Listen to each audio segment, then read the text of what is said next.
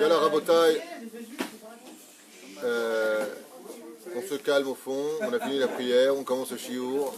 Boker Tov et Shabbat Shalom. Yalla, venez prendre place. Vasham Hashem, Naaseh Venatzliach, Sheneske Lagdil, Torah ou La'adira. On est aujourd'hui vendredi 3 du mois de janvier, le Vav, le 6 du mois de Tevet, le Chaim Tovim ou le Shalom. Yom Uladet Sameach Shimshon, puisque tu fais tes 19 ans lundi. Je rappelle qu'à partir de lundi soir, je pars pour les États-Unis à Los Angeles pour, je ne sais pas exactement combien de jours, à peu près 10 jours, je crois. Zéou, Nipagesh Shama pour ceux qui veulent venir. Non, venir là-bas, non, vous êtes ici, vous. Je parle que ceux qui sont là-bas veulent venir au shiurim, parce qu'il y aura tous les soirs des shiurim organisés. Venir jusqu'à... C'est où les cours?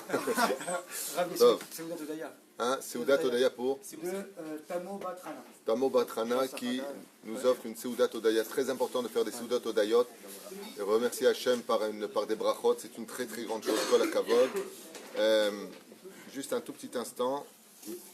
Je remercie tous ceux qui peuvent nous soutenir. Au Bichlal, Daniel Hadak a acheté un shiur. Alors par contre, Galerie de l'amour, il n'y a pas de nom. J'aimerais bien qu'il y ait dédié un shiur, mais il me faut le nom et pour qui est ce shiur. Je rappelle l'importance d'acheter un shiur. D'abord, ça nous aide pour payer la vrechim, pour soutenir les familles de ma collègue, puisque c'est tout la même caisse. Et en même temps, ça veut dire quoi quand on achète un shiur? Eh bien, ça veut simplement dire que toutes les personnes qui vont regarder ce shiur ou faire teshuva ou étudier la Torah ou avoir une mitzvah à faire en plus, eh bien, c'est celui qui achète le shiur qui prend cette mitzvah-là. Valérie Coste, Hashem Evarech Otar, toute la famille aussi, toujours là. Esther Ouri, pareil, Hashem Evarech Otar. Judith Rosen, lui ne veut pas qu'on donne son nom, Gil, j'irai pas plus loin. Vechen Alze Aderer. Donc aujourd'hui, le shiur sera pour Valérie Coste, Hashem Evarech Otar, et toute sa famille. Mamash Todaraba. Ça fait du bien le matin quand on se lève tôt, comme ça on voit, voilà, je dédie ce shiur. Et pour les autres aussi, Mamash Todaraba Mikol Alev, il y a ceux que je connais, ceux que je ne connais pas.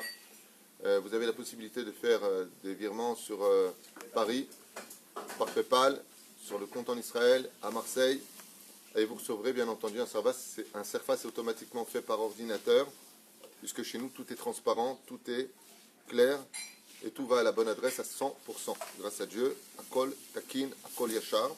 On étudiera aujourd'hui la paracha de la semaine en souhaitant une grande réfouach shlema pour tous les malades d'Israël, Bli Yotzei Min HaKlal, Bichlalam, Morat Imi, Akdosha Batora, Ginette Shoshana et Michel Malka, Benot Mesaouda, Dibat Ella, sans oublier Rabbi Yehuda, Bini Ayakar, Ve Ishto Ayakara, Sharon, réfouach shlema, Fouat Nefesh, Fouat Agouf.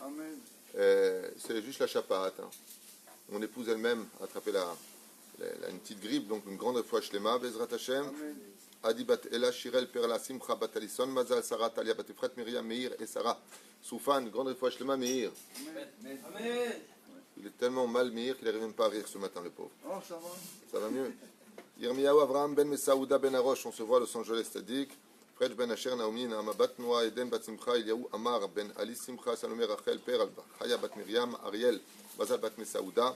לאלף אלפי הבדלים, לעילוי נשמת כל מתי ישראל ובכללם יצחק בן ססיה, מרסל בת חסיבה, רות בת שרה, בלנש אפרת בת מרים, שירל ושרה בנות קרן, ג'סיקה לעין השלום, יצחק בן רבקה, אליהו בן אסתר, אשר ראובן פרג' בן לואיז, עליו השלום. Valérie Coste, ce shiur est pour toi aujourd'hui et pour tous les Bnei Israël, bien entendu, ceux qui nous écoutent. Tavo Alechem Bracha, Bezrat Hashem. On va parler de la paracha de la semaine. Alors beaucoup me demandent, en félicitant les shiurim qu'on fait, d'où j'ai tellement de références, pourquoi ils ne les trouvent pas, d'où ça vient. Alors c'est vrai que je vous avoue franchement que j'acquiers des livres qui ne sont pas du tout connus.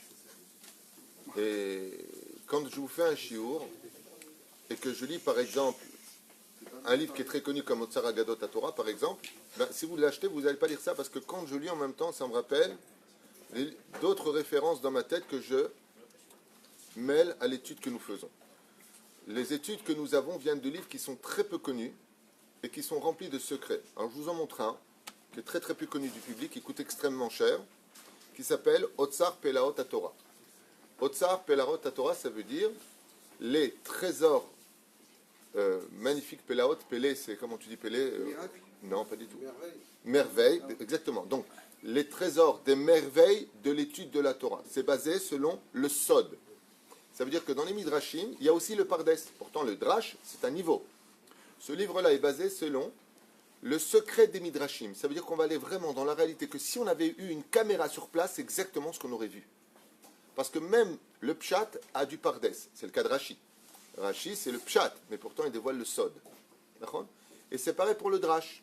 Donc ici, on a un condensé de beaucoup de Gemarot, beaucoup de Zohar et beaucoup d'autres livres référencés que les gens ne connaissent pas, le grand public ne connaît pas. Seuls les gens qui sont très assidus à l'étude de la Torah étudient. Ici, c'est un condensé. Ce qui fait que ce qu'on étudie, très souvent quand je vous donne des chidushim, si je peux appeler ça comme ça, je peux me permettre au nom de Chazal, eh bien, ça vient de plusieurs références. Le livre de référence principal, c'est ce livre-là. Il y a aussi Megalé Amukot, qui est un livre extrêmement profond, qui veut dire celui qui dévoile les secrets de l'étude de la Torah. Megalé Amukot, c'est un livre que j'ai à mon bureau, et que quand je peux me permettre, entre deux Shlom Bayit ou d'autres rendez-vous que j'ai avec la mairie ou pour le projet du Binyan ou autres, eh bien, je me permets d'ouvrir mes livres. Et j'ai un cadeau de Dieu, c'est que par contre, je m'emprunte de l'étude de la Torah, ce qui fait que je n'ai pas besoin de livres après pour enseigner, puisque tout est déjà dans la tête. Alors si je prends aujourd'hui le livre devant moi, c'est parce que ce que je vous livre est tellement invraisemblable que je préfère vous le lire en hébreu pour pas vous croyez que je sois mytho. Donc on est dans la paracha de Vaïgash, une paracha qu'on a déjà expliquée. Je vous rappelle que sur toratraim.net, vous avez énormément de shiurim sur la paracha de la semaine. Et là, on va rentrer dans des considérations qui vont demander beaucoup d'explications et on se rendra compte que dans la Torah, chaque mot qui est marqué est en réalité rempli de secrets à décoder. D'accord ? Donc voilà, c'est ce qu'on va faire. On est parachat Vaïgash. Je vous fais un récapitulatif un petit peu de ce qui se passe. Yosef Hatzadik, fils de Yaakov, 11e fils des 12 tribus, vendu par ses frères. On a expliqué pourquoi. À cause d'un combat de royauté. Quel était le réel problème? Il y a plein d'explications, on les a déjà faites dans d'autres shiurim. Le principal problème des 12 tribus, c'est que quand on n'est pas de la tribu de Yehuda et qu'on veut la royauté sur le peuple d'Israël, on est chayav mita. On l'a vu avec les Hashmonaïm, on l'a vu avec les Kohanim qui ont pris la royauté, on l'a vu avec le roi Shaoul qui a été nommé roi de façon intermédiaire, c'est-à-dire que quand on est roi pendant une période d'une autre tribu d'Israël, c'est juste une question de memale makom. En attendant, mais tu n'as pas le droit de garder cette couronne chez toi, tu dois la donner au roi David et à la descendance de David. Yosef rêve qu'il est le roi de ses frères, que c'est lui qui sera le roi d'Israël. Donc automatiquement, il est chayav mita. Ça veut dire que quand les frères le vendent, qui veulent le mettre à mort, ils ont raison. C'est pour ça que la Shrina tamponne la vente de Yosef en disant Nachon etem tzodkim. Seulement quoi, ce qu'on oublié, ou pas oublié, ce que va nous dévoiler l'histoire d'Israël, c'est qu'il ne peut pas y avoir Mashiach ben David, il ne peut pas y avoir de Mashiach de roi de la tribu de Juda s'il n'y a pas d'abord Mashiach ben Yosef. C'était toute l'histoire. Seulement les frères créant et dévoilant la racine du peuple d'Israël ici présent, eh bien, ne sont pas au courant qu'en réalité, il y a un pré-roi avant le roi. Tout simplement, d'où la paracha Vaïgash Yehuda. Yehuda vient voir Yosef, oh, mais qui est le roi entre toi et moi? Dieu m'a donné à moi cela, et si tu fais usurpation d'identité en prenant ma place, eh bien, c'est qu'il y a un gros problème. Et c'est pour ça qu'il faut que Mashiach ben David descende pour laisser la place à Mashiach ben Yosef, d'où le texte de la Torah qui nous dit Vayered Yehuda me'echav, et Yehuda est descendu de ses frères, pendant que de l'autre côté, Yosef montait vers la royauté. Quand Yosef descendra de sa royauté, boum, on verra que qui va prendre le pouvoir pour sortir les enfants d'Israël? La tribu de Lévi. Donc il ne peut pas être le Mashiach, notre cher et tendre Moshe Rabbeinu. Il faudra que ça passe par une autre personne intermédiaire qui n'est autre que Kalev ben Yefouné, ce fameux Meragel, espion qui rentrera plusieurs fois à l'intérieur du camp d'Israël, puisque Yoshua bin Nun étant de la tribu de Ephraïm. Donc la reine Yesh Lanoupo, Binyamin ou Ephraïm? Non, Ephraïm. Yoshua bin Nun, il est la tribu d'Ephraïm. Okay? Et donc, une fois qu'il rentre dedans, Yoshua bin Nun, est-ce qu'il peut être le roi d'Israël? Non. Donc c'est pour ça qu'il y a une période de Shoftim, où il n'y a plus de roi en Israël, jusqu'au moment où les enfants d'Israël vont demander à Shmuel Aleph, Sum Tassim, allez-nous Melech, donne-nous un roi, et le premier roi d'Israël sera de la tribu de Binyamin, qui n'est autre que le roi Shaoul. D'accord? Combien de temps de règne? 2 ans de règne. Pour laisser la place au roi David, pour ses 40 années de souveraineté. Yosef Hatzadik rentre devant Pharaon, pour les rêves, c'était la semaine dernière, c'est récapitulatif comme je le disais, et il vient prouver à Pharaon qu'il n'est pas Stam, un esclave hébreu, qui selon la législation égyptienne ne pouvait pas le laisser à aucune place du gouvernement de cette époque. Résultat, comment est-ce qu'il va avoir Pharaon? Par deux biais. La première, c'est un secret de la 71e langue. Pharaon parle les 70 langues, Yosef parle 70 plus une, la langue hébreu, et il va montrer à tous et prouver à tout le monde qu'il n'est autre que le descendant d'une lignée lui-même de roi. Comment? Contre toute attente, les gens pensaient que dans certains degrés d'études, eh bien, Yosef avait le même visage que Rachel. Réponse, oui, c'est vrai, à un certain degré, il avait des semblants de sa mère, mais il ne ressemblait pas à sa mère, il ressemblait comme deux gouttes d'eau. À qui? À Sarah Imenu. Pourquoi il était si beau que ça? Parce que la Gemara dans Megillah nous dit il y a eu 4 femmes plus une qui ont été les plus belles femmes de l'histoire. Ça veut dire que toutes les autres femmes sont considérées comme laides à côté d'eux, et l'une d'entre elles n'est autre que Sarah Imenu. Yosef Hatzadik avait exactement le même visage en masculin que Sarah Imenu, dont sa beauté était extrême. Et c'est grâce à ce visage-là qu'il va prendre la place de vice-roi. Comment? Nous explique notre cher et tendre livre ici. Parce que Pharaon, comme il n'a pas pu toucher Sarah dans la chambre et qu'il était fou, amoureux de sa beauté, il l'a fait peindre. Yosef Beroar Kocho Yada et Tadavar, il le savait, il lui a dit, pour te montrer, apporte le cadre qui est dans ta chambre. Donc tout le monde s'étonne.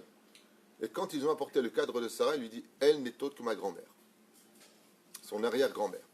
Et ainsi donc, quand ils vont voir une preuve flagrante du visage de Yosef Hatzadik ressemblant comme deux gouttes d'eau au visage de Sarah Imenu, Pharaon va dire à tous les ministres, comment est-il possible que vous insultez cet homme d'être un juif, sale juif, alors qu'il est de la lignée? Comment on peut avoir exactement le même visage, c'est-à-dire le sosie d'une femme aussi belle?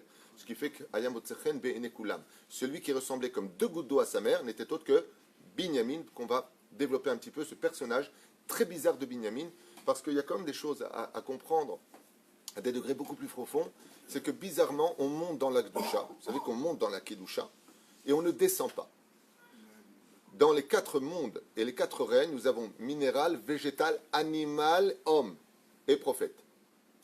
Comment se fait-il que nous soyons comparés toujours à en dessous? Vous avez remarqué ça? Quand on parle des 12 tribus, si je vous dis par exemple, question pour un champion, Yehuda, vous me dites lion. Merci pour les réponses. Non, c'est extraordinaire. Je viens de vous dire animal, homme, et donc je pose des questions. Donc vous avez dit Monéadi, c'est bien. Ok, alors si je dis Dan, tu me réponds? Serpent, on n'a pas le temps, décidément. Si je dis Naphtali, vous dites la biche, la gazelle, la biche. Ok? Si je dis Binyamin, le loup. Hein? C'est quand même très curieux. Tu trouveras ça où? Dans la paracha de Vayechi, entre autres. C'est-à-dire que les 12 tribus, bizarrement, pas tous, certes, mais sont comparés à des animaux. C'est-à-dire, on est en haut et on est comparé à en bas. Alors, il n'y a pas de quoi s'affoler, puisqu'on nous parle essentiellement... Chut, 2 minutes. C'est qui là-bas? Igal? Bobo Tkarevo, Igal, bon, il a...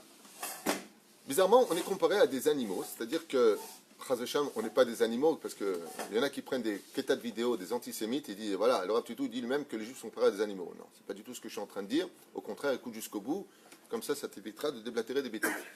Et pourquoi? Parce que la Torah nous demande de prendre des caractéristiques d'animaux qui sont des caractéristiques fortes, comme on le dit tous les matins avant Odou, et ve'az kanamer, ve'kal kanesher, ve'rat katsevi, ve'gibor kari, soit comme le lion qui est fort, soit léger comme l'aigle qui monte plus haut que tous les autres volatiles, soit rapide comme le cerf qui court plus vite que les autres, ainsi de suite.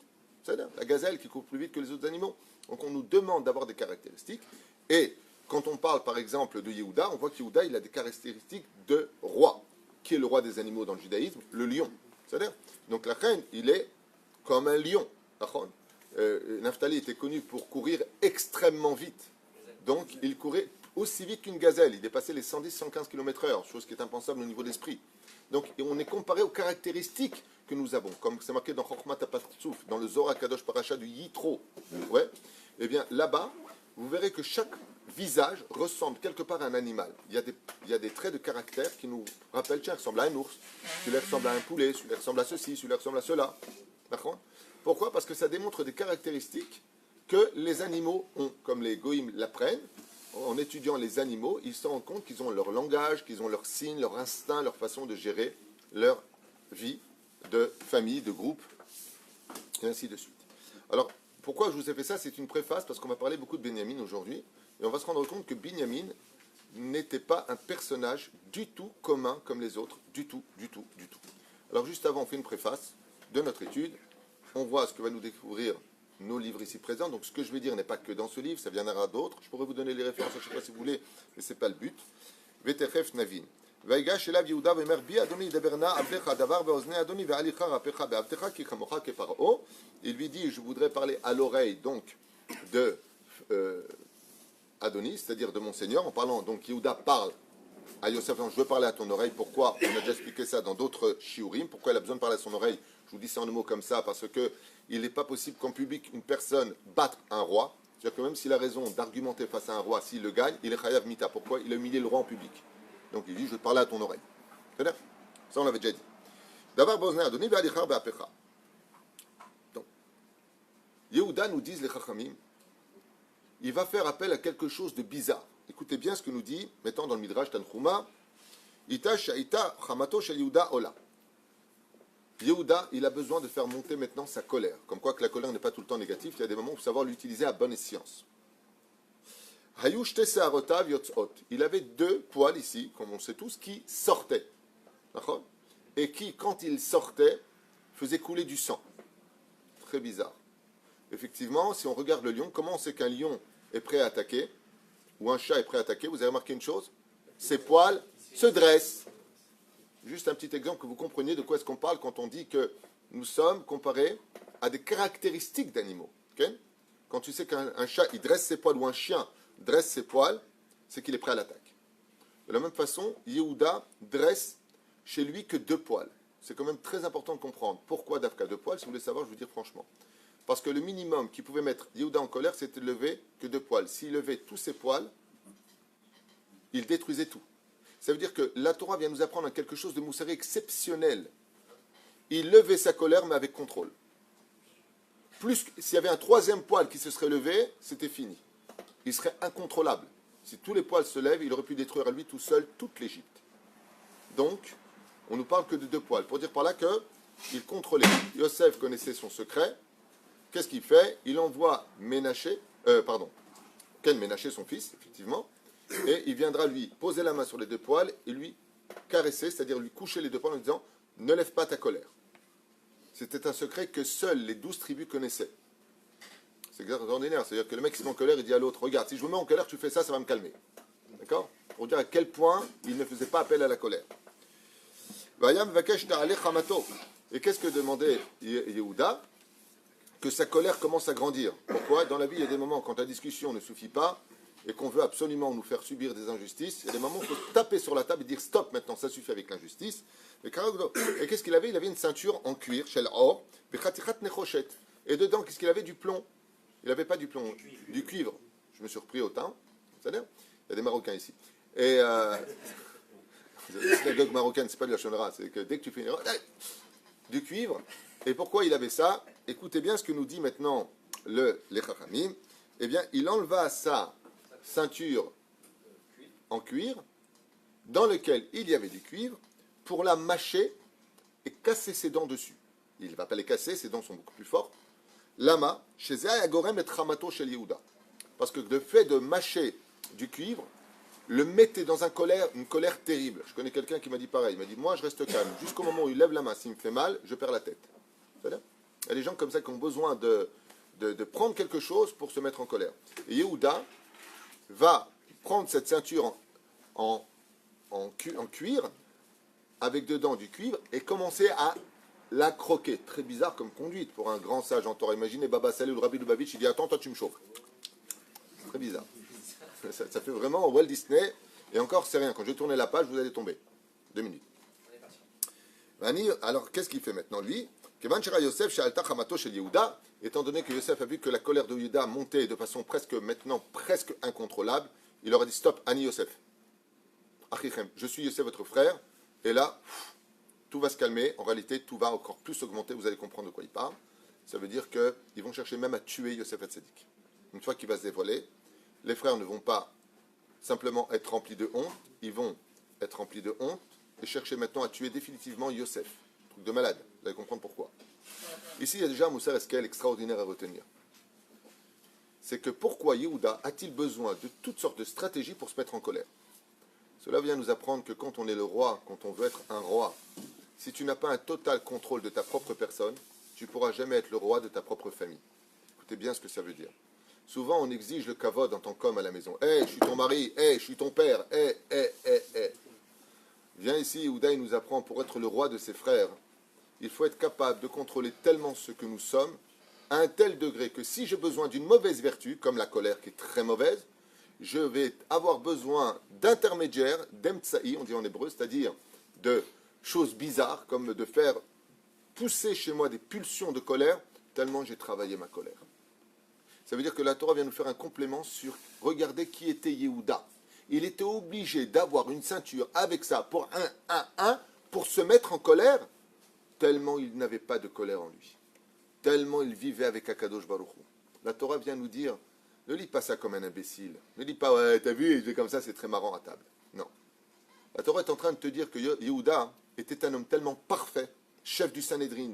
Pourquoi est-ce qu'ils l'ont tous élu roi sur les 12 tribus? Parce que ses vertus étaient parfaites. 100% parfait, ce personnage.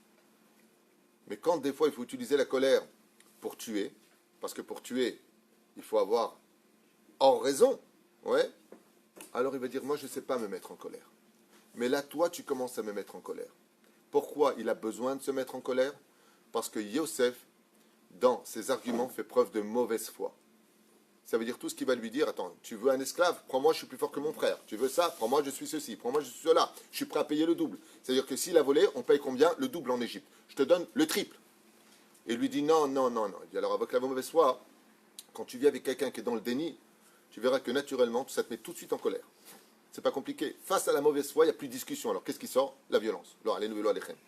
Yehuda n'est pas un homme de violence, c'est un roi. Donc il doit être, quand on est roi, si vous voulez être des rois dans vos familles, au lieu d'exiger votre respect, donnez l'exemple. Et c'est ce que fait ici le Midrash, honneur à Yehuda pour donner l'exemple à ses frères. Je ne suis pas un homme de colère, et je vais me mettre en colère, et je vais. C'est comme quelqu'un qui dit, ne répète pas 2-3 fois, ça risquerait de me mettre en colère, j'essaie de me contrôler, s'il te plaît, stop. Ça démontre une royauté en lui de je me contrôle, je suis le roi de mes membres, je suis le roi de mes sentiments et je suis le roi de mes pulsions. Ainsi fait honneur notre Midrash à Yehuda qui s'approche vers Yosef. Maintenant, on rentre vers le sujet de Binyamin. Alors Binyamin, vous savez que c'est le 12e des fils de Yaakov. Et là, le texte va nous dévoiler des choses très bizarres sur les caractéristiques de ce personnage qu'est Binyamin. Binyamin est réputé pour être un homme d'une grande pudeur. Seulement, il y a un truc qui est constamment répété, c'est que Binyamin ne doit jamais s'éloigner de Yaakov. Ki nafsho kshura benafsho. J'ai peur qu'il lui arrive une catastrophe. J'ai peur que vous le preniez veikare asson. Il se passe une catastrophe. Quand on parle de Binyamin, il y a une grande crainte avec ce garçon-là. Et pourtant, les frères vont lever la main sur lui en lui disant « voleur, fils de voleuse ». Qui était la mère de Binyamin? Rachel, qui a volé les téraphim, et lui est accusé d'avoir soi-disant volé la coupe de Yosef Hatzadik. Ils se mettent en colère et Binyamin se met à hurler. Et son hurlement met en garde tout le monde. Et il dit, je jure que je n'ai pas volé la gavia. Tout de suite, les frères retournent. Pourquoi est-ce qu'ils retournent? Parce que Binyamin n'a jamais juré de sa vie. Ce n'était pas un juif qui disait sur la Torah, jamais de sa vie. Il regarde ses frères et il dit, je jure.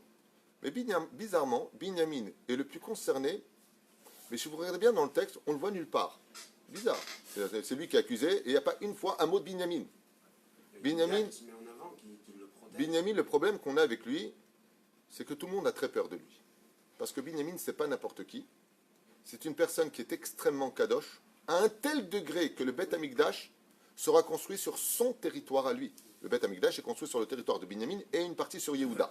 La cour extérieure du Beth Amikdash appartient au territoire de Yehuda. Le Beth Amikdash lui-même est placé sur quoi? Sur le territoire de Binyamin. C'est le seul qui est né en Eretz Israël, disent les Chachamim, d'où son mérite. Aval Techef Navin, et on va essayer de rentrer profondément dans le texte. Vous ouvrez bien grand vos oreilles. C'est un scoop. Et Rav, c'est un des 4 qui a jamais fauté. Il fait partie des 4 qui n'est jamais fauté. D'accord? Seulement n'oubliez pas un détail. Plus une personne est kadosh,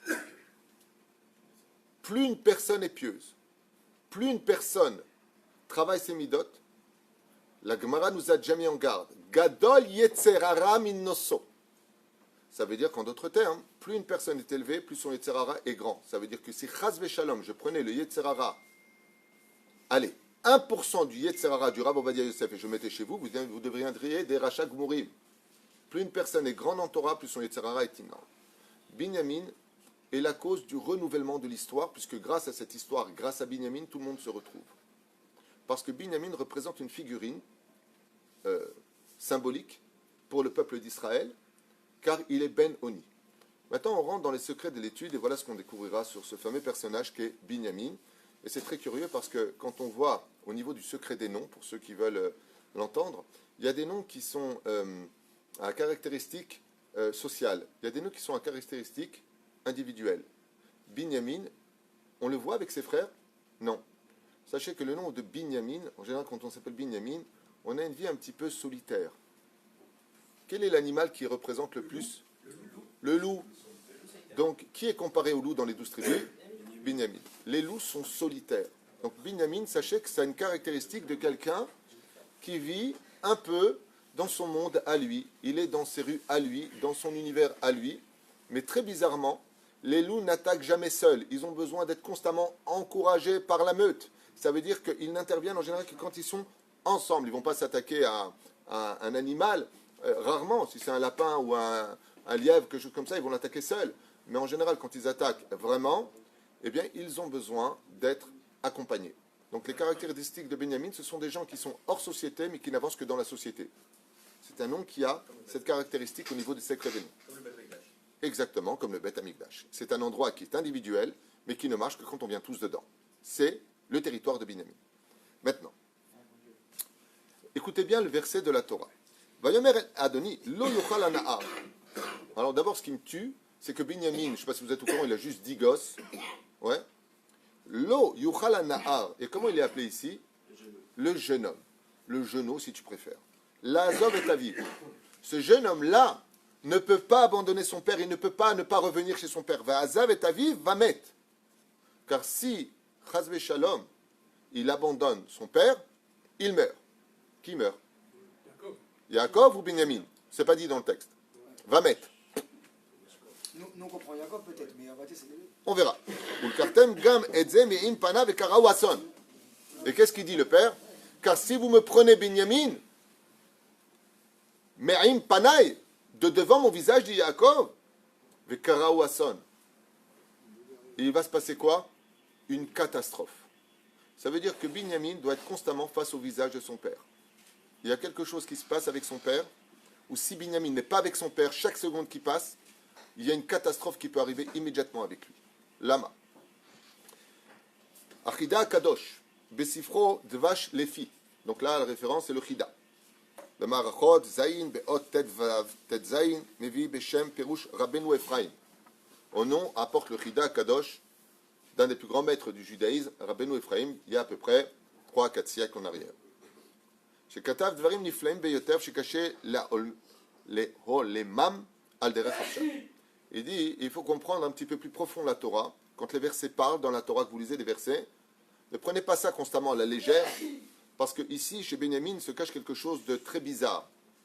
Ki kol ma shekatuv baTorah, Binyamin ze'ev itraf.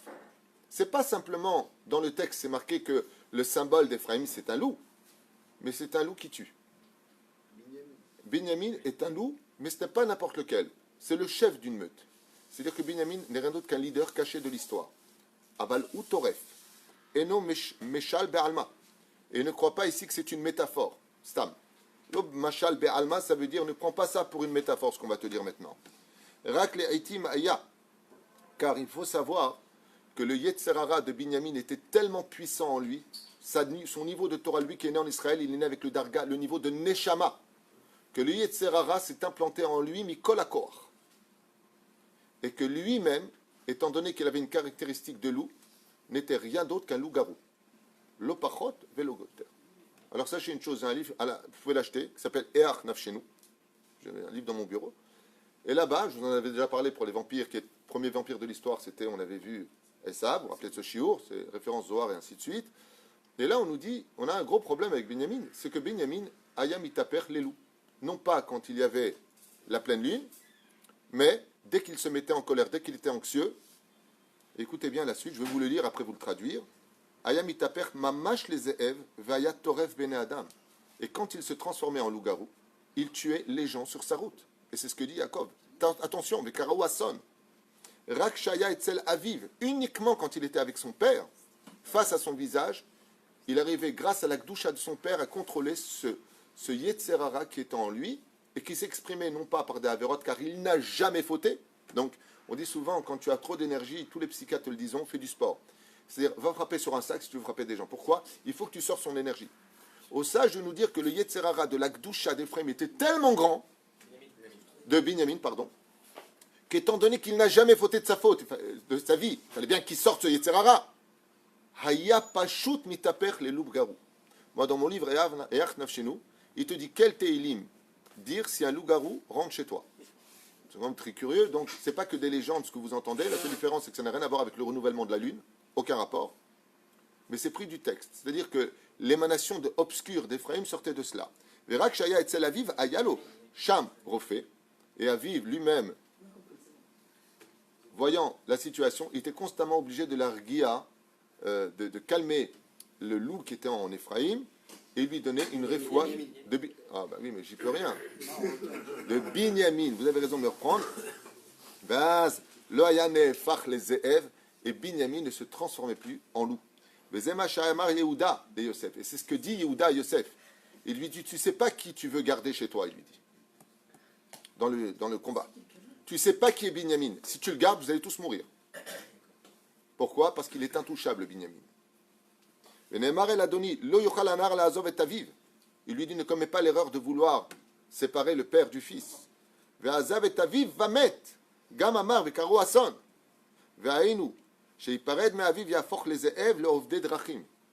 ce qui va se passer, c'est que personne en Égypte, ni aucun barreau, ni aucune prison ne pourra retenir ce personnage que tu vois si jeune devant toi. En réalité, il n'est pas si jeune.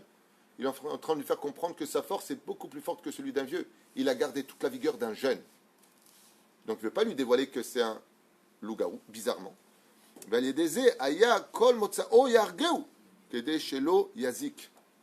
le problème qu'il y a, c'est qu'il risque de toucher toutes les personnes, tous les gens qu'il trouvera dans la rue, il les tuera. Pourquoi? Parce qu'il n'est plus lui-même. Et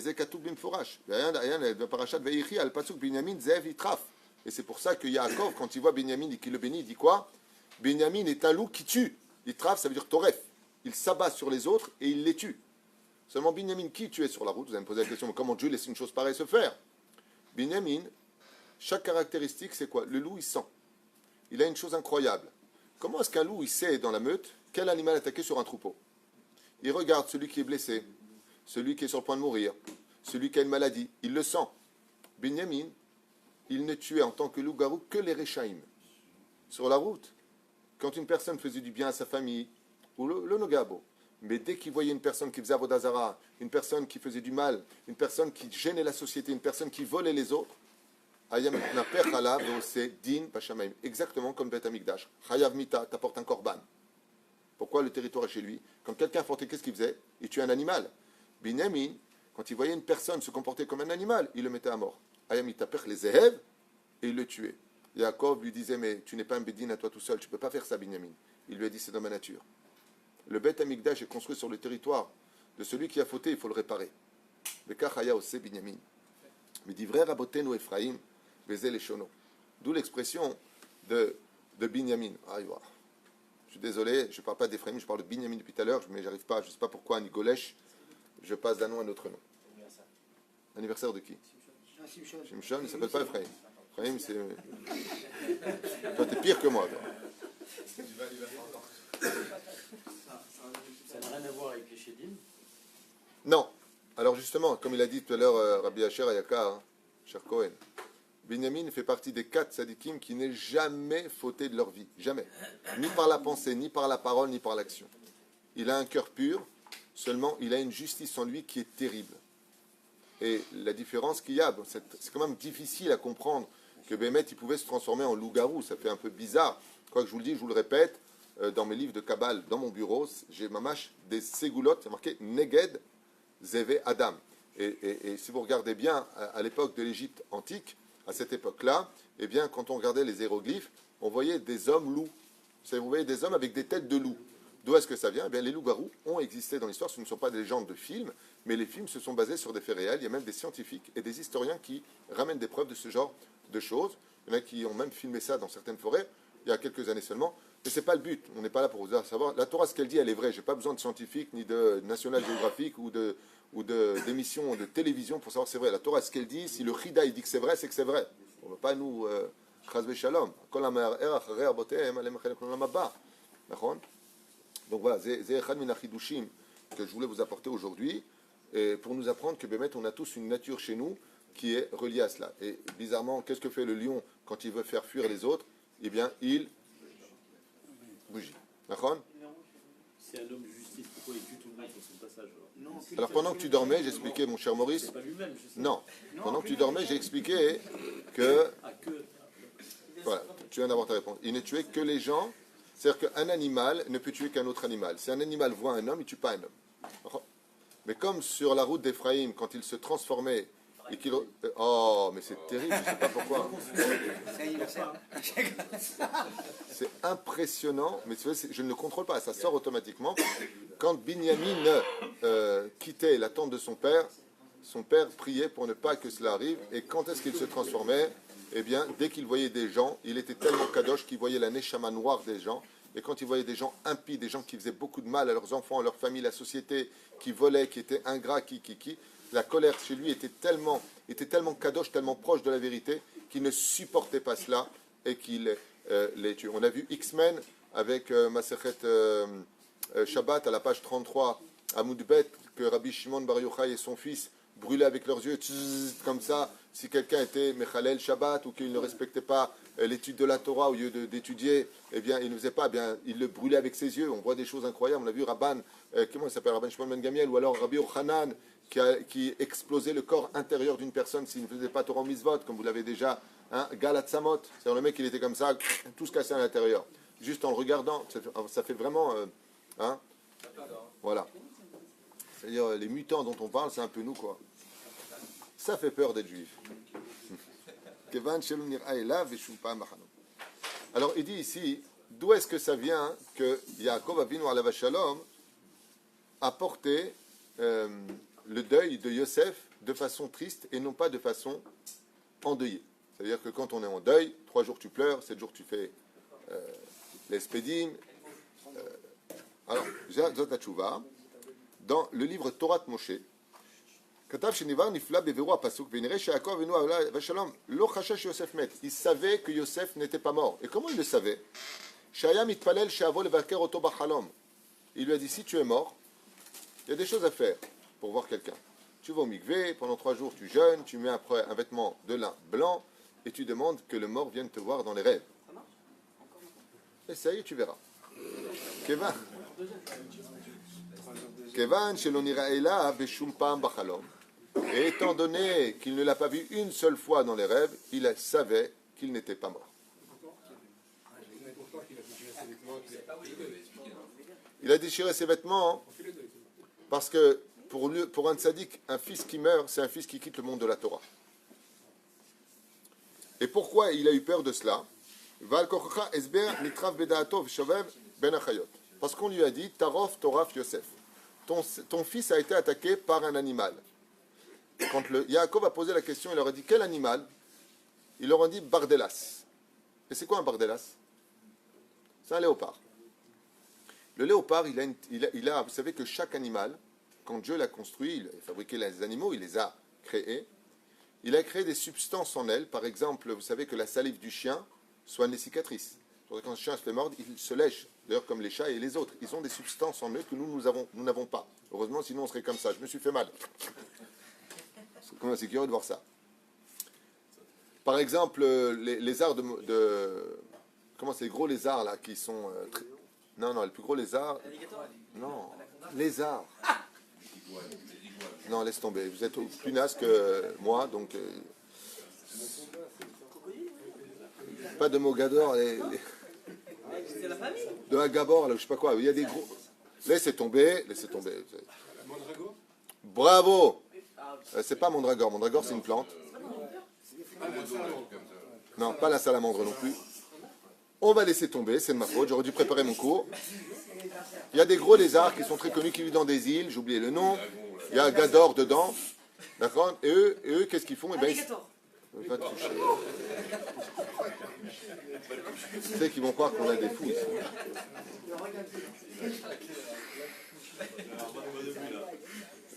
Les lézards de... Oh mince, je connais bien cet animal en plus. Bon, l'homme échané, il a des dents très acérées et il a une salive. Sa salive paralyse l'animal. Quand il mord, il paralyse l'animal. Il faut savoir que le bardelas, selon les sages, s'il mord un humain, eh bien, l'humain deviendra fou. Il perd sa tête. Il perd la tête. Il devient, sa salive rend celui qui est mordu par sa salive, il y a des substances, des bactéries qui attaquent les neurones. Doucement. Étant donné qu'il n'a pas réussi à provoquer que Yosef vienne le voir dans les rêves pour lui poser des questions, t'es au Gan Eden, t'es au Gehinam, qu'est-ce que tu fais? Yada Shelomet, il savait qu'il n'était pas mort.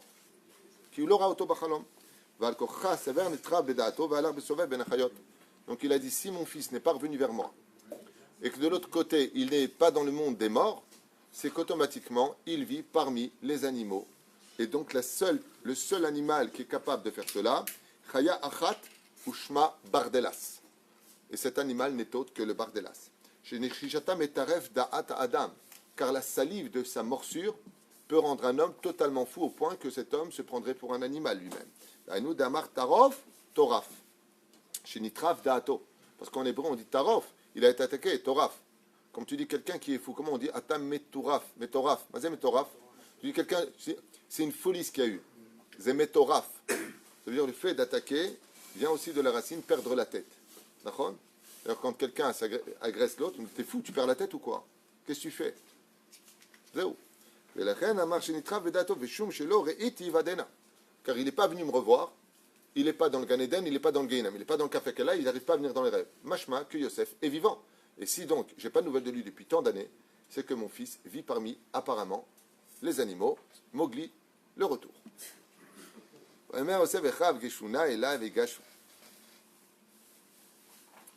Donc ici ce sera un peu long à lire. Il leur a dit, eh bien, venez, approchez-vous.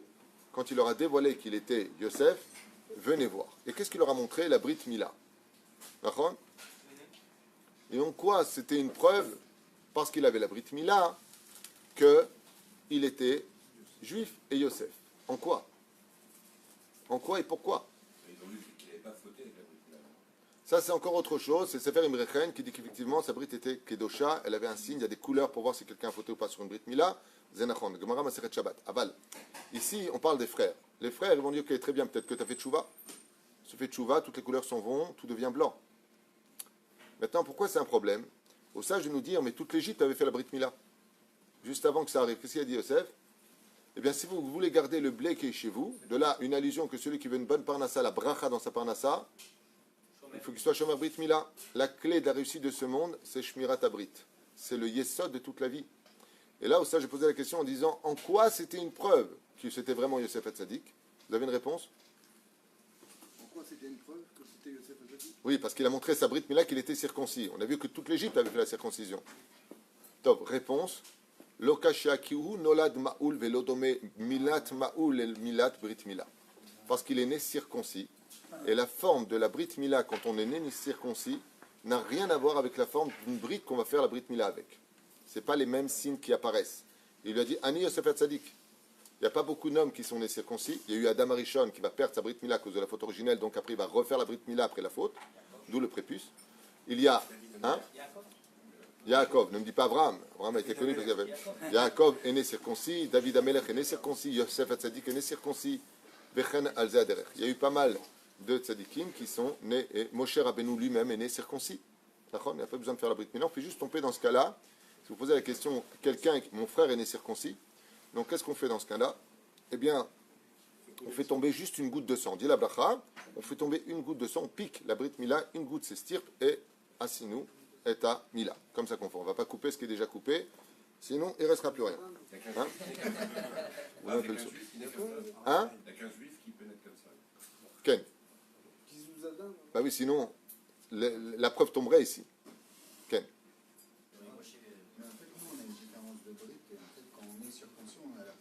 On fait la prière. Ken. Nous, on retourne.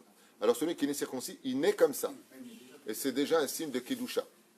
C'est-à-dire, l'avantage qu'on a, c'est qu'on est né Kadosh. L'inconvénient qu'on a, c'est qu'on ne peut pas lutter contre certaines forces.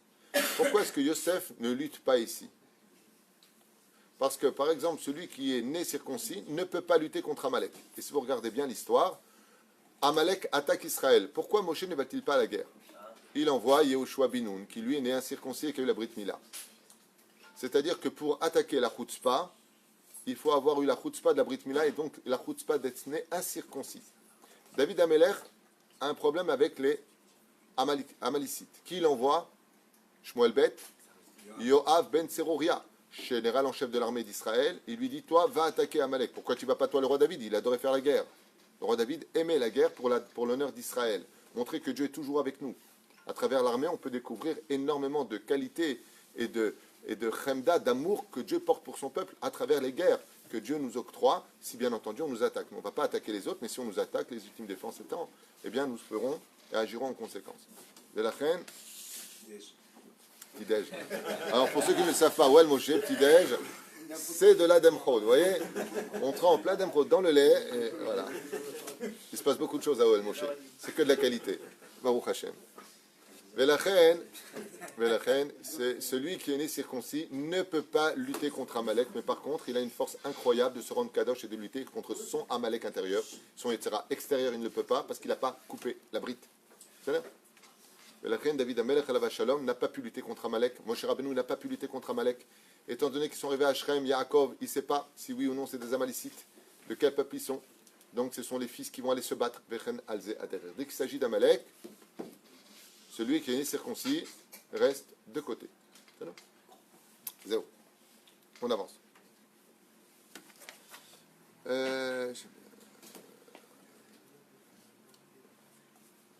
Ici, il y a une question qui se pose, très intéressante. Ken, comme ce matin était très très bon en modèle Chameod Sadik. Atam Shenadan Moussa Begadim. Alors,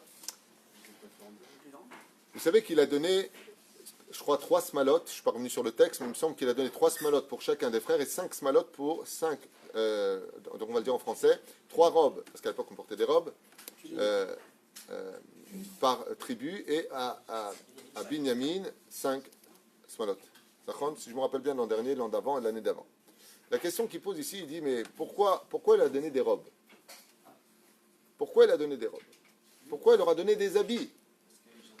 Alors, le Pshat vient nous dire qu'il les a mis à l'épreuve sur la route pour voir, en donnant 5 à Binyamin et 3 à eux, si dans leur expression il y aurait de la jalousie ou pas. Ah, encore?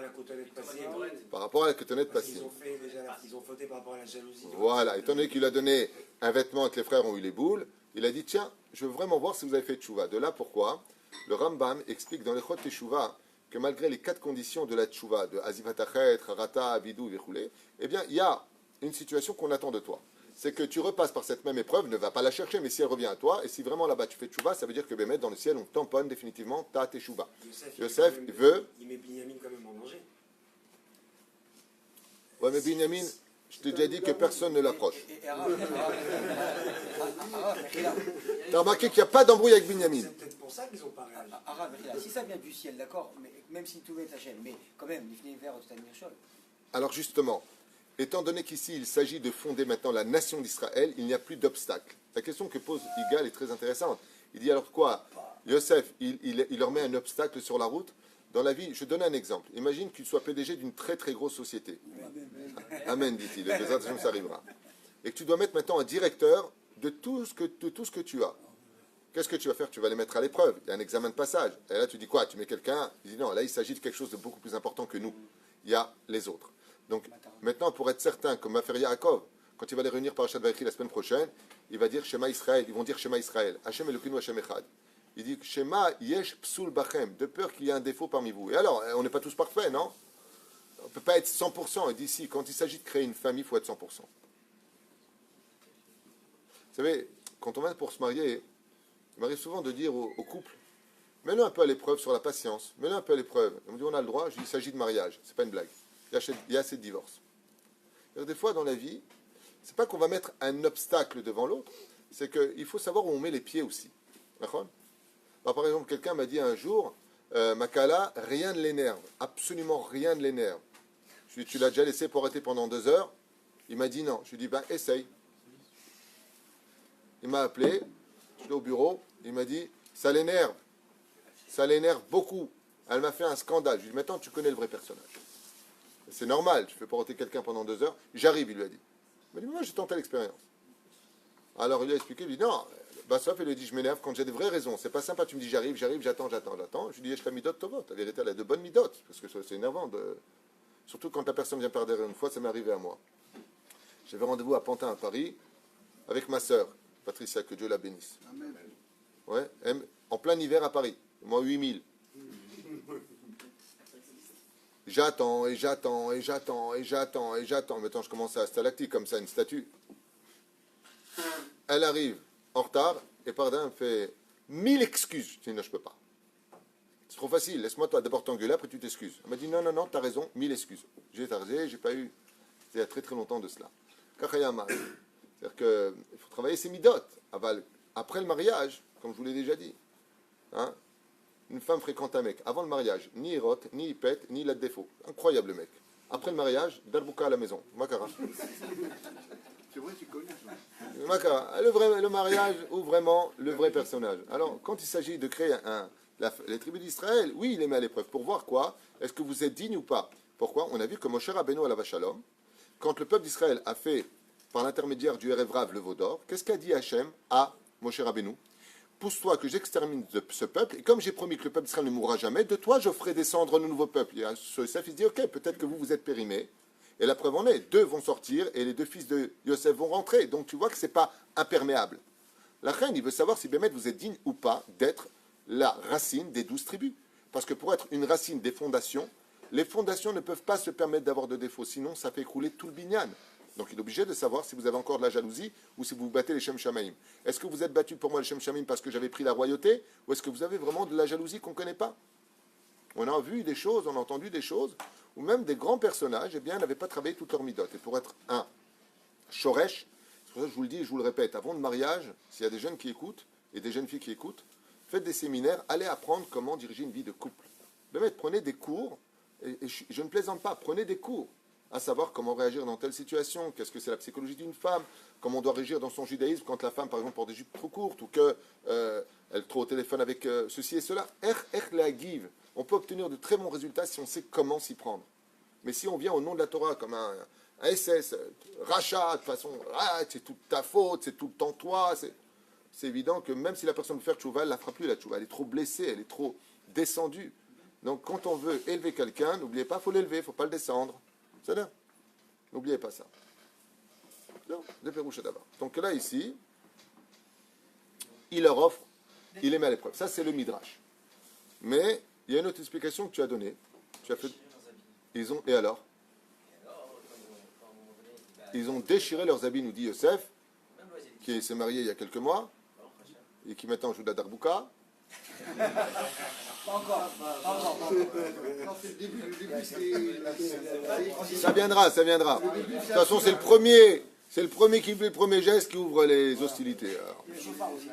Il y a la fadal. Même les Ouais, mais pas en... ils gagnent, quand ils ont vendu leur frère, je crois qu'ils ont déchiré leur... Ça, tu l'as déjà dit 2 fois, tu ne peux pas avancer. Et alors? Donc, Youssef a vu ça, et donc il voulait réparer cela comme ils ont déchiré leur tunique, donc Youssef a voulu réparer ça. Et pourquoi il doit lui réparer ça? Pourquoi lui veut réparer ça? C'est le bon Dieu, lui, pour réparer tout le monde? Quel rapport? Il avait vu, je sais plus, et le même il explique. Aïe. Même l'OS, très bonne référence, c'est la réponse, mais t'es pas allé jusqu'au bout, donc tu perds tous tes points. Pas de damprod pour ce matin. Non. Tchouva Nechona. En tout cas, dans notre livre ici, Otsar Pelaot Torah, Gdosha Torah, il dit qu'en réalité, c'est pas vraiment qu'il les a mis à l'épreuve, c'est que c'est à cause de lui qu'ils ont déchiré leurs habits, parce que c'est lui qui a mis la gavia dans le sac de Binyamin. Et quand ils sont arrivés et qu'ils ont déchiré leurs habits, quand ils ont vu que Binyamin, soi-disant, aurait volé la gavia, Yosef, quand ils avaient avec les habits déchirés, maintenant on parle des princes de la Torah, donc les habits qu'ils avaient, c'est des habits de luxe, qui valaient très cher. Asalain Tikkun, Mazotomeret Tikkun, il leur a fait rembourser, Bezrat Hashem, leurs vêtements, de telle façon qu'ils réparent le vêtement, la Ogmat Nefesh et leur retour en Égypte. Contre ces 3 pas, il leur a donné. Par contre, Binyamin, lui, ils ont déchiré ses vêtements. Donc quand il avait ça, quand tu viens et que tu voles une personne par ses vêtements, combien tu rembourses? Puis Chamesh. Et la reine, ça dépend. Puis Shtaim, puis Shalosh, puis Chamesh. Comme le Rav, j'étais parti juste à l'heure, j'avais une question. Ah, Quand vous avez parlé que Yosef, il s'est dévoilé à ses frères, etc., et que c'était lui, Mashiach ben Yosef, d'accord? oui. Il dit Mashiach, ça sera pareil, donc on connaîtra, il dira, vous cherchez. Celui-là, ce sera comme ça? Oh. Yachol Sheken. En tout cas, ce qui est sûr, c'est que Ça peut être comme moi j'ai entendu plusieurs fois de mes rabbanim, Mashiach sera celui auquel on se sera le moins attendu. Donc ça peut être tout à fait Maurice. T'es trop occupé là en ce ça. moment? Moi, du mal que je t'ai fait. Ah, Voilà. on peut finir chantier après. Ça peut être tout à fait qui? Henri. Hein, imagine c'est toi Mashiach. Ah, mais. Ah mais quoi, mais tu veux le trôner 18 femmes ou quoi? Et si Hachem, il a changé. Enfin, c'est bon. Hein? Pourquoi ils voulaient le tuer? Qui voulait tuer quoi? Pourquoi les frères voulaient tuer Yosef? Oh! Sheila Tova. Et là, je voulais cette question tout à l'heure, j'étais un peu étonné, mais je suis passé à autre chose dans ma tête parce que ça va assez vite. Sheila Tova ou Shoel, et je voudrais une réponse. Yosef se dévoile dans ce livre-là que nous avons ici devant nous, il confirme ce que d'autres livres ont écrit, que Bémet, dès que Yosef a dit « Je suis votre frère Yosef », Miyad Ratsu Leorgo. Ils se sont tous regardés en disant « Maintenant, il faut finir le travail, il faut le tuer », alors qu'ils étaient venus pour essayer de le récupérer peut-être dans une maison close, tellement il était beau. Comme ça nous dit le Midrash. Nachon? Alors, la question de Yosef que j'attendais tout à l'heure vient enfin de surgir du fond de la nuit en disant « Mais comment se fait-il que les frères ont voulu tuer Yosef ?» Ici la première fois, c'est l'occasion. D'accord, c'est la question que je pose. Monsieur Lévy, pourquoi ils ont voulu maintenant le tuer? Il leur dit « Je suis votre frère Yosef que vous avez vendu, Asher Mechartem. » Et qu'est-ce que nous disent ici les Chachamim? Miyad Ratsu Leorgam, si ce n'est pas l'ange Gabriel qui les a... Ici, il explique que l'ange Gabriel est descendu. Ouais. Une fois que leur âme, au début, par Hanishmatam, au début, ils sont morts de honte. Quand leur âme est redescendue dans le corps, ils ont vu Yosef comme un ennemi qu'il fallait abattre immédiatement. Ils viennent pour le tuer. Dans Otsar Pelaot Torah, il dit ici, l'ange Gabriel est descendu. Et qu'est-ce qu'il a fait? Il leur a mis une tannée à chacun. Il les a éclatés contre chacun contre un mur. En disant stop. Donc, c'est Yosef qui a été protégé par, d'un coup, l'ange Gabriel. Ok? Alors la question qu'il pose, qui est la question que j'attendais tout à l'heure, pourquoi ils ont voulu le tuer? C'est la question. Oui. Parce que par rapport à Yaakov, Alors, ils ont voulu le tuer parce que. Non, la boucha, elle est pour eux. Comme a dit la Gemara, Olanu beyom adin, beyom atuchecha. Malheur à nous le jour du jugement, quand Dieu nous dira, au fait, tu sais c'est qui Dieu? Tu te rappelles ton Shabbat que tu as dit, Chabus, que les religieux, comme ils sont en train de faire en ce moment, des slogans horribles contre le monde de la Torah. Ouais, ben quand la personne meurt et que je lui dis simplement 2 mots, hein. Ani Hachem, quelle honte le jour du jugement. Waouh, waouh, waouh. Là on en parle, vous pouvez écouter, jeter ça, allez, laissez bon. Vous vous rendez pas compte. Béhémet, aucun esprit humain peut comprendre. Tous les jours on doit se dire ça. Quand on partira de ce monde, Dieu ne va pas nous engueuler, il va rien nous dire. Il va tout simplement dire, tu sais, celui qui t'a demandé de faire Torah Mizot Masim Tovim, celui qui t'a demandé de soutenir ce monde dans le monde spirituel, c'était juste moi. C'était juste moi. Il se montre et il s'en va. Après, c'est à toi de le rechercher avec ton mérite, si tu peux monter jusqu'à lui ou pas. C'est Ani Hachem. Les Chachamim nous ont écrit dans le Zohar HaKadosh, dans Chesed l'Avraham, dans Shomer Emunim, dans beaucoup d'autres livres. On ne va pas faire toute la liste parce que dans tous les livres c'est marqué. Aucun Gainam ne fait plus mal que la honte de ces 2 mots-là qu'on recevra de Dieu. C'est-à-dire, celui qui t'avait demandé Torah Mizot Masim Tovim, c'était justement. Quand on va dévoiler ça, parce que là on vit dans un monde fermé, dans un corps orgueilleux, dans un monde métro boulot dodo, on ne se rend pas compte. Mais viendra un moment que le rouge, mais pas tout. Écoutez bien ce que je vous dis, rien que pour cette phrase avec le coup d'écouter ce cours. Ani Hachem, pas je suis l'Éternel ton Dieu qui t'a fait sortir d'Égypte, tu as été ingrat avec moi et je t'ai donné, voilà, ce que tu m'as donné. Non, 2 mots. Mais quand une femme, elle a été pudique, elle a été kdosha dans sa vie, elle a travaillé, elle a éduqué ses enfants sur le chemin de la Torah des mitzvot. Quand Dieu lui dit c'était moi Hachem, quelle joie elle va avoir. Mais si elle n'était pas pudique, si elle avait une grande bouche, si elle était vulgaire, si elle pratiquait sa Torah comme le supermarché, oïla beyom adin. Ce n'est pas une klala, ce n'est pas une malédiction, c'est un état de fait. Que vous le vouliez ou pas, ce sera la situation. C'est comme quelqu'un qui fait un terrible accident de voiture, et quand il ouvre sa boîte à gants pour voir l'assurance, il voit que la date est passée, qu'il n'a pas renouvelé. Il n'a pas d'assurance. Comment il est? Ben, les dégâts occasionnés, c'est toi qui les payes, ta voiture elle est morte, tu as tout perdu. Parce que tu n'avais pas d'assurance. La Torah et les mitzvot, c'est une assurance vie.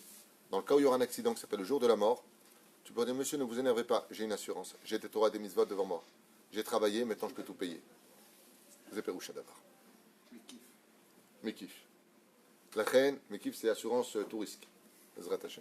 Donc pourquoi? Vous avez une réponse à me donner, oui ou non? Comme ça on finit avec ça. Aujourd'hui, même si on est loin d'avoir fini, j'avais noté encore plein de chidushim, mais... Ils avaient peur que leur père... Non, on doit faire Shtemicha Vechatargum ensemble. Ils avaient peur que leur père, dès qu'ils apprennent, il est mécalé au table. Parce que la classe d'un tzaddik, elle est très forte, ils avaient peur de... Donc ils auront entendu, donc Yaakov, qu'ils ont tué le vice-roi d'Égypte, qu'il y a eu une guerre internationale, et qu'en fin de compte, c'était Yosef, puisque Pharaon redit à Yaakov, eh bien, sache que c'était ton fils, l'arrière-petit-fils de Sarah et Menou. Donc il aurait... Non, c'est naze. Elle n'est pas bonne la réponse. Alors, si vous n'avez pas de réponse, dites-moi non qu'on avance. Ouais, il vaut mieux qu'on avance. On t'a pas dit oui, on a dit de dire non. Parmi les gens qui regardent le cours, il n'y a pas de réponse? Comment? Il aurait découvert que c'est une conspiration, la mort de Yosef. Tov. Il y a pas une teshuva, Si vous regardez bien le texte qui s'est marqué quand les frères vont voir Yosef, Ve'echav lo ikiru oto. Et ses frères ne l'ont pas reconnu. Pourquoi? Parce que Yosef Hatzadik était habillé comme un goy, comme un pharaonien. Un Égyptien. Comme un Égyptien. Ouais, non, mais je veux dire pharaon. Il n'y avait pas des pharaons. Comme un pharaonien. C'est l'avantage d'être arabe, on dit ce qu'on veut. C'est une blague. Au contraire, quand on est arabe, on ne dit pas ce qu'on veut. On dit ce que la Torah elle dit. Velachen lo ikiru oto. Et vous verrez qu'il y aura toujours une mise à mort du monde de la Torah quand un frère ne ressemble pas à tes habits, ne ressemble pas à ce que toi tu es. Jusqu'à aujourd'hui, cette situation se répète. Par exemple, encore dans le monde de la Torah, si ta Torah n'est pas la mienne, on peut même en arriver dans certains mouvements à ce que l'autre ne compte pas dans son propre minyan. On a fait un scandale pour l'histoire des réformistes et l'histoire des libéraux. Mais bichlal, si tu n'es pas de ma même mouvance, des fois on ne te compte même pas dans le minyan. De quoi est-ce qu'on parle? Le mec il est Shomer Shabbat et on ne va pas le compter. Les frères nous disent, c'est un pérouge du Rav Kook. Il explique, qui dit, les frères lo ikiru oto. Ils ont vu un goy. Ils ont dit maintenant, comme on a dit tout à l'heure, toi tu deviens le fondement du peuple d'Israël et c'est toi qui vas nous nourrir. Oy vavoy, si chas v'shalom tu as un psoul en toi. Et Yosef Hatzadik, sur qui il a juré dans la Torah? Chai Paro, sur la vie de Pharaon. En général, quand on dit sur la vie de quelqu'un, c'est qu'on en a fait son Dieu. Mashma qu'il était Oved Avodazara. La reine, quand il leur a dit je suis Yosef, votre frère, qu'est-ce qu'ont pensé les frères? Non seulement on a eu raison parce que la Shrina était avec nous, qu'on te vende et qu'on se débarrasse de toi, Arshav, maintenant Dieu nous montre qui tu es devenu. La reine Mratsu Miyad la Arogoto. Miyad. La reine, ils ont dit Ata Mamash Chayav Mita. Pourquoi? Parce qu'on ne peut pas garder dans les 12 tribus quelqu'un qui sera la fondation du peuple d'Israël et qui s'habille comme un goy, qui parle comme un goy, et qui réagit comme un goy, et qui vit dans le déni. Ça ne veut pas dire que les goys sont mauvais. Ça veut dire que quand on est juif, on n'est pas goy. Shelo, Hassani, goy. Chacun son rôle, chacun sa place. Mais la reine Yosef Hatzadik montre toute la panoplie du non-juif, alors qu'en réalité, derrière ce déguisement, se cachait la réussite et l'avenir du peuple d'Israël. On revit ça aujourd'hui avec le Kama Medina, avec des personnages qui n'étaient pas du tout religieux, et qui pourtant ont fait un travail phénoménal, où grâce à leur travail, on a pu construire des yeshivot, des superbes rues, des super beaux quartiers. Et aujourd'hui, notre pays est un pays qui est en totale évolution dans le domaine de high-tech, dans le domaine de la Torah. On n'a jamais eu autant de Torah en Israël, si ce n'est qu'à l'époque de Chizkiyahu HaMelech alav Shalom. Et tout ça, c'est dû à quoi? À des juifs qui étaient cachés derrière des habits de goy et qui n'avaient rien de religieux. Et pourtant, derrière cela, Ve'echav lo ikiru oto, et on a encore cette guerre aujourd'hui du monde Chiloni face au monde Dati, du monde Dati face au monde Chiloni. Ceci étant, c'est vrai que la terre d'Eretz Israël nous a été donnée pour la Torah et les mitzvot, pour qu'on s'élève spirituellement, mais dans notre évolution spirituelle, n'oublions malgré tout pas le fait de remercier ceux qui nous ont permis de pouvoir atterrir avec de beaux avions sur la terre d'Eretz Israël au lieu de galérer par des paquebots à l'époque où on venait à travers les océans attaqués par des brigands avec toutes sortes d'animaux féroces dans ce pays et qui étaient totalement arides. Ça veut dire que nous avons une chute à foutre à avoir et c'est le travail de ma chère Ben Yosef puisque Maran Arav Kook Zecher Tzadik Kadosh Ibracha a expliqué dans son livre que le Masher Ben Yosef ne sera rien d'autre que le Kamamdina. Il est mort en 1936. Il explique, C'est quoi quand même ça veut dire que le Rav Kook explique que Masher Ben Yosef ce n'est pas un homme. À fin de compte, il a dit oui que c'était un homme. D'accord? Donc si je vous dis quel homme il a dit que c'était, vous n'allez pas me croire, donc je préfère ne pas le dire. Herzl. Donc ça c'est le Rav Kook. Rav Kook il dit que Herzl n'était autre, c'est pour ça qu'il est venu faire le sped, il a dit il est habillé comme un goy, il réagissait comme un goy, patati patata. Alors qu'il jurait sur quoi? Il voulait convertir ses enfants au christianisme, et ainsi de suite.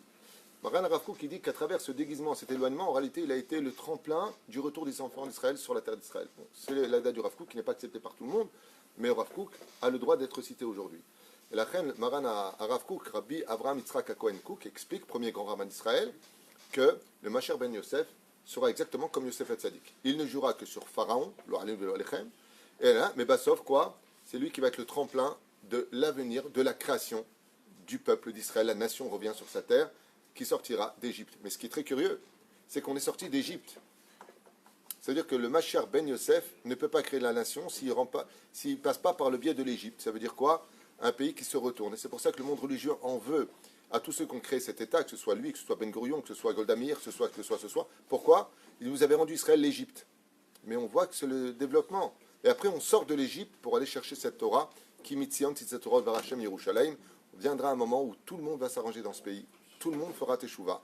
Et on ira rechercher la Torah, comme ça s'est passé, non pas à Har Sinaï, mais à Jérusalem, qui mitzion tzitz Torah varachem Yerushalayim. Shabbat shalom uvorach.